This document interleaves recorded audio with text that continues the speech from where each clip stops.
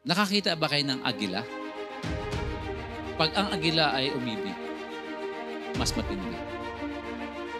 Oo. Yung agila,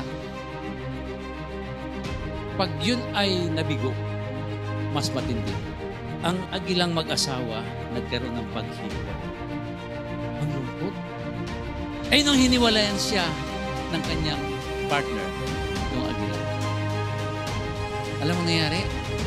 Lumipad ang agila ng pinakataas na doon halos wala na siyang makuhang oxygen sa paglipad. Sa pinakataas. Na hanggang sa dumating sa point na nawalan na siya ng hininga at ang agila ay bumagsak.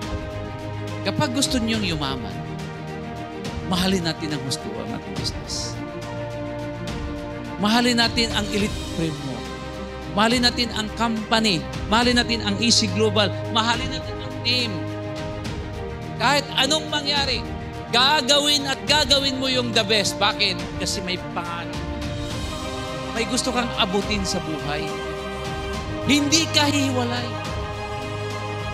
Bakit? Papakasalan mo. Katulad ng isang agila nung nahiwalay dahil sa partner niya, minsan darating sa time, discourage kayo, nang hinaan kayo na rin.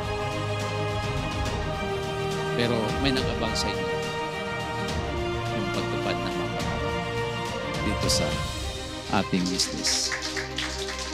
Pakasalan natin ang ating negosyo. Patay kung patay. Walang makakahadlang.